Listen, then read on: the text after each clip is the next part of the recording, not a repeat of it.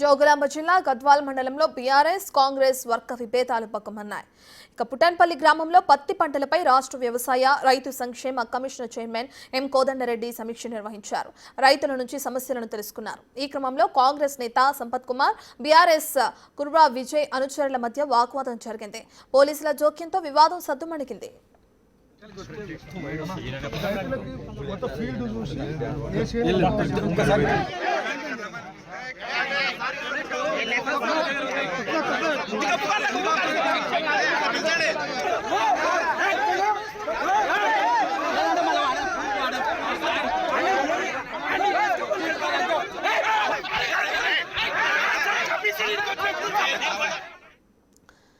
Right, ఇంకా జోగులాంబ గద్వాల జిల్లాలో అటు బీఆర్ఎస్ కాంగ్రెస్ నేతల మధ్య చెలరేగిన వివాదానికి సంబంధించిన పూర్తి డీటెయిల్స్ అందించడానికి మా ప్రతినిధి శంకర్ అందుబాటులో ఉన్నారు. రైట్ శంకర్, ప్రధానంగా ఏదైతే వీళ్ళిద్దరి మధ్య వర్గ విభేదాలు బయటపడడానికి కారణం ఏమై ఉండొచ్చు అనుకోవచ్చు, డీటెయిల్స్ ఈ విధంగా ఉన్నాయి.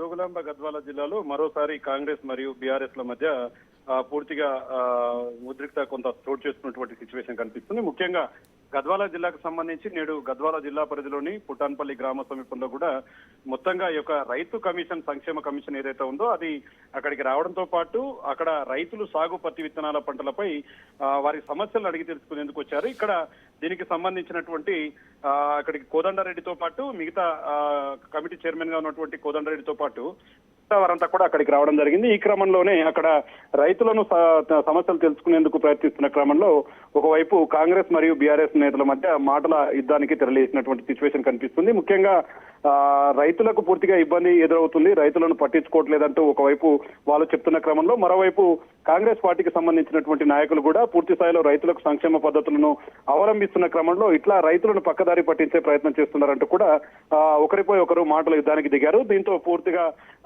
ఒకవైపు మాజీ ఎమ్మెల్యేగా ఉన్నటువంటి సంపత్ కుమార్ మరియు అదే విధంగా ప్రస్తుతం బీఆర్ఎస్ పార్టీలో ఉన్నటువంటి కుర్వా విజయ్ కుమార్ మధ్య కూడా పూర్తిగా ఒక ఉద్రిక్త వాతావరణం చోటు చేసుకుంది. అక్కడే ఉన్నటువంటి పోలీసులు ఉటావుట్న వెంటనే వారిని వారించే క్రమం చేశారు. మొత్తంగా అక్కడ ఎలాంటి ఇబ్బందులు తలెత్తకుండా మరియు ఎలాంటి ఘటన చోటు చేసుకోకుండా ఒక్కసారిగా పోలీసులు ఇద్దరిని కూడా దూరం తీసుకువెళ్ళడం జరిగింది. ఇదే క్రమంలో మరోవైపు కుర్వా విజయ్ కుమార్ ను కూడా అరెస్ట్ చేసి పోలీస్ స్టేషన్ తరలించారు. ఎందుకంటే అక్కడ ఆ యొక్క పరిస్థితిని పూర్తిగా గందరగోళ వాతావరణంగా మార్చేందుకు కూడా కుర్వా విజయ్ కుమార్ ప్రయత్నిస్తున్నట్టు కూడా పూర్తి స్థాయిలో ఒకసారిగా పోలీసులు అయితే అలర్ట్ అయినటువంటి సిచ్యువేషన్. ప్రస్తుతం అయితే పూర్తిగా ఈ ఉద్రిక్తత కూడా పూర్తిగా దూరం చేసినటువంటి సిచ్యువేషన్. ప్రజెంట్ కోదండరెడ్డి కూడా పూర్తిగా అక్కడ ఉన్నటువంటి కలెక్టరేట్ కు చేరుకోవడంతో పాటు అక్కడ రైతుల సమస్యలు అదే విధంగా మిగతా కార్యక్రమాలకు సంబంధించినటువంటి అంశాలను రైతులతో కలిసి నేరుగా తెలుసుకున్నటువంటి సిచ్యువేషన్ అయితే అక్కడ కనిపిస్తుంది. ఏదేమైనప్పటికీ మొత్తంగా ఇదంతా ఈ వ్యవహారం అంతా కూడా ఒకసారిగా సద్దుమనగడం, మరి ముఖ్యంగా అక్కడ గతం నుంచి కూడా గద్వాల జిల్లాకు సంబంధించినటువంటి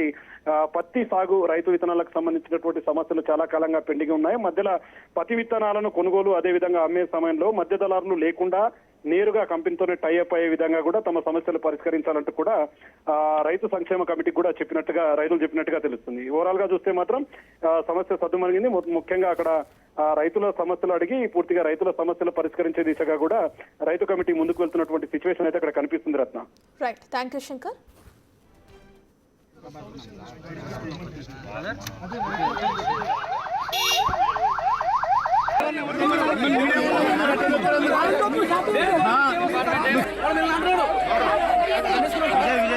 విజయ్